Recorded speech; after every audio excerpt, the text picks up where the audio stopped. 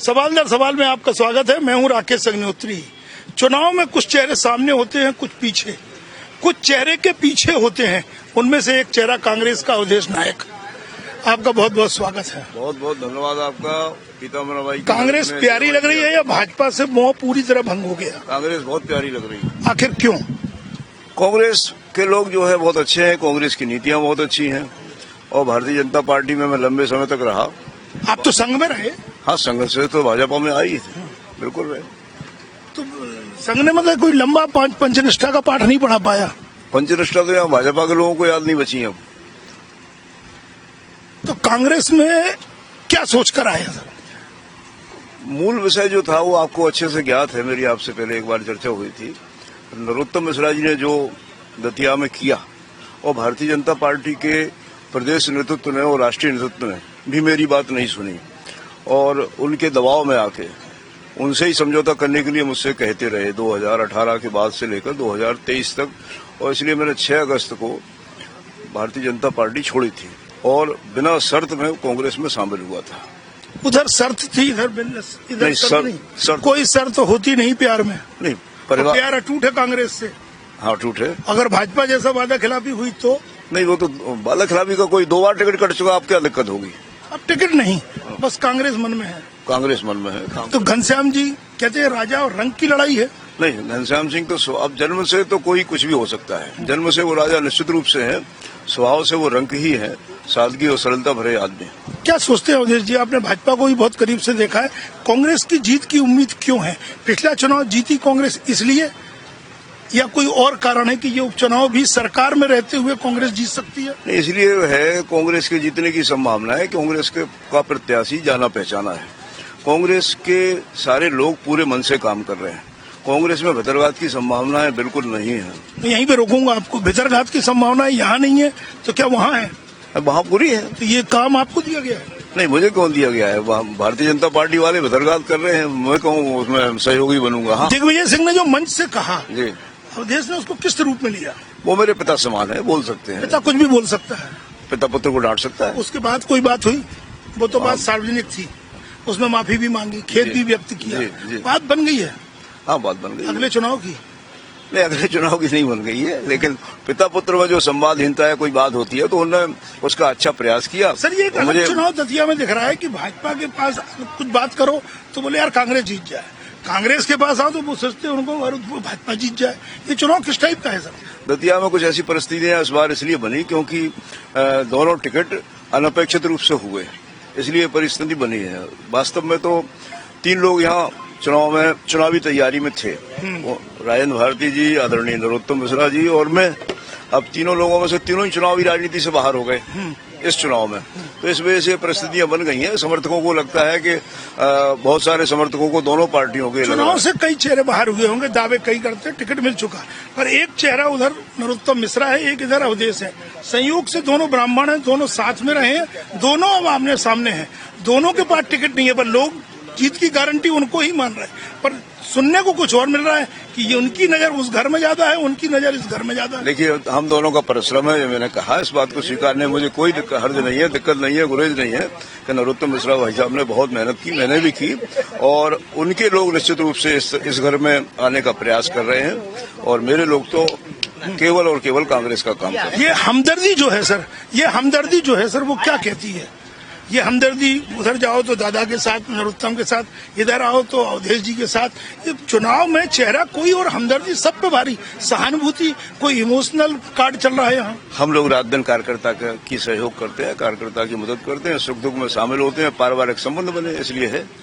तो सर, ये जो जीतू पटवारी हैं जो आपको अपने साथ लेके चल रहे हैं सर, इनका खुद का भविष्य कैसा है सर?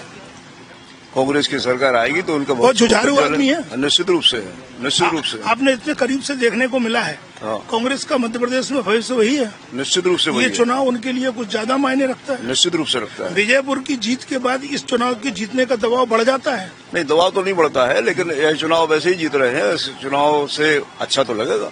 उमंग सिंगार भी यहाँ पहुंचे हैं, जयवर्धन जी भी अभी बात कर रहे थे, जयवर्धन जी भी बहुत मेहनत कर रहे हैं। हाँ, कर रहे हैं। अगर कुछ गड़बड़ हुआ, उमंग और जीतू की जोड़ी टूटी तो जयवर्धन का भविष्य बेहतर मानते हैं अपनी तरह? नहीं, जुड़ेगी, टूटी जोड़ी टूटेगी क्यों? जयवर्धन जी का कांग्रेस में क्या भविष्य है? ये कांग्रेस ने अगर बीजेपी ने नरोत्तम मिश्रा का टिकट काट दिया तो जयवर्धन जी को जिलाध्यक्ष बना दिया। नहीं, अब तो कांग्रेस को समझो सर। संगठन की अपनी व्यवस्थाएं होती हैं। जयवर्धन सिंह जी के अलावा अन्य लोग भी ऐसे हैं जो उसी कद के थे, वो भी जिलाध्यक्ष बने। पर जयवर्धन बहुत मेहनत कर रहे हैं सर। निश्चित रूप से कर रहे हैं, इसलिए कर रहे हैं कि कांग्रेस का प्रत्येक व्यक्ति, प्रत्येक नेता यह चाहता है कि कांग्रेस यह उपचुनाव की सीट जीते। कांग्रेस जीते, घनश्याम से मतलब नहीं है। कांग्रेस के लिए सीट ज्यादा मायने रखती है, संगठन के लिए तो मायने रखती है ना। घनश्याम जी खुद कितना प्रचार में सक्रिय हैं। राजेंद्र भारती जी कह रहे हैं घर से नहीं निकल रहे हैं। नहीं, ऐसा नहीं है, वो पूरे मन से काम कर रहे हैं, प्रत्याशी हैं। उनका परिवार भी निकल रहा है, उनकी बिटिया निकल रही है, उनके भतीजे निकल रहे हैं, परिवार के अन्य लोग निकल रहे हैं, उनके भांजे भी हैं सक्रिय, परिवर सिंह जी, हम लोग सब साथ दे रहे हैं। 6 मंडल हैं जी। आपने तो देखा है, नेटवर्क आपका मजबूत है। कहाँ पर चुनौती है? चुनौती है ही नहीं इस चुनाव। बसई, आपने बसई को लेकर कहा था कि फैसला मैं बसई के बाद करूंगा कि कांग्रेस का प्रचार करना है कि नहीं। वो बसई का पेज क्या है? बसई में क्या है? नहीं, बसई में तो इस बार बहुत अच्छी स्थिति है। बसई तो 2018 में दुर्भाग्यपूर्ण ढंग से कांग्रेस हार गई थी। 2023 में हम बहुत अच्छी स्थिति बसई में आए और केवल 4 वोट से वहां पर हम पिछड़े थे बसई के पूरे इलाके से, जिसमें 2500 वोट से पिछले चुनाव में 18 में पिछड़ गए थे। तो बसई को हमने अच्छी तरह से संभाला हुआ है, कोई दिक्कत की बात नहीं। कांग्रेस ने आपको आशुतोष के सामने एक ब्राह्मण चेहरे के तौर पर प्रोजेक्ट किया है, तो सोशल इंजीनियरिंग में ये जातीय समीकरण में ब्राह्मण क्या निर्णायक है या बहुत कुछ अभी और भी पत्ते खुलना बाकी है, जैसे कुशवाहा है, ओबीसी है, यादव है? दतिया बेसिकली जातिवादी सीट नहीं है और मैं तो सर्व समाज का नेता हूँ। अब ब्राह्मण जाति से हूँ तो ब्राह्मण समाज में निश्चित रूप से संबंध बहुत अच्छे हैं। सोशल इंजीनियरिंग कांग्रेस की जो आपने पहले शब्द प्रयोग किया था भितरघात, ये इस वर्ग विशेष तक सीमित रहेगी या थोड़ा आगे भी सोचा? नहीं, बिल्कुल कांग्रेस के पक्ष में भारतीय जनता पार्टी के लोग इस वर्ण के अलावा भी अन्य समाजों से भितरघात करेंगे भारतीय जनता पार्टी के लोग। और जो प्रबंधन के मोर्चे पर कांग्रेस कमजोर पड़ जाती है कि लास्ट 48 घंटे में बूथ खाली रह जाते हैं? नहीं, ऐसा तो नहीं है। शासन प्रशासन भारतीय जनता पार्टी के पक्ष में यदि आया तो हम उसकी तैयारी से। घनश्याम सिंह कितने से चुनाव जीत रहे हैं? आपने तो पूरा क्षेत्र का लगभग एक दौरा तो पूरा कर लिया है। हाँ, एक दौरा हमारा पूरा हो, मेरा व्यक्तिगत रूप से पूरा हो गया है, अन्य लोगों के भी दौरे पूरे हुए हैं। 25,000 से ऊपर हमारी लीड रहना चाहिए। नरोत्तम मिश्रा जी का ग्राफ भी लगातार गिरा है जी। ऐसे में 7,000 का अंतर, ये भरपाई नरोत्तम मिश्रा के टिकट न मिलने से कांग्रेस के फेवर में आ गई क्या? नहीं, वो तो और ज्यादा आ गई। कितने का गड्ढा हो गया? मैं कह रहा हूँ 25,000 से ऊपर जीतेंगे। सबसे ज्यादा बढ़त कहाँ से मिलेगी? शहर से। शहर में पिछली बार नरोत्तम हारे थे। हाँ, निश्चित रूप से हारे थे। 2200 करीब 1.25 लाख वोट शहर में है और 2 लाख के करीब गांव में है। 2,20,000 कांग्रेस कहाँ उम्मीद रख रही है? 2,20,000 की पूरी मतदाता है पूरे विधानसभा क्षेत्र में। कांग्रेस तो सब दूर से उम्मीद रख रही है। शहर बहुत अच्छा कांग्रेस का जाएगा।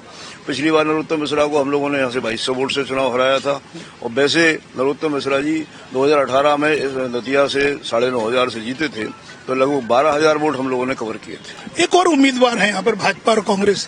अगर दोनों के उम्मीदवार लोगों को पसंद नहीं आ रहे तो तीसरा विकल्प कोई मायने रखता है? दामोदर यादव अभी वो नवोदित पार्टी है और ठीक उनका वैसे ही होता है। जैसा कि जनशक्ति से एक बार मैं लड़ा था, तो नवोदित पार्टी के संग जो समस्याएं होती हैं वो समस्याएं दामोदर जी के भी साथ हैं। फिर वो केवल एक जाति को लेकर चुनाव लड़ रहे हैं, तो मुझे नहीं लगता कि वो 5-7 हजार से ऊपर पहुंचेंगे। वो कोई त्रिकोण बनाने की स्थिति में नहीं है। नामांकन दाखिल होने के बाद भाजपा उम्मीदवार के तौर पे आशुतोष से, वो भी आपके घर में मुलाकात, बात बिगड़ गई थी, बात बनी नहीं थी या बात बहुत आगे निकल चुकी थी?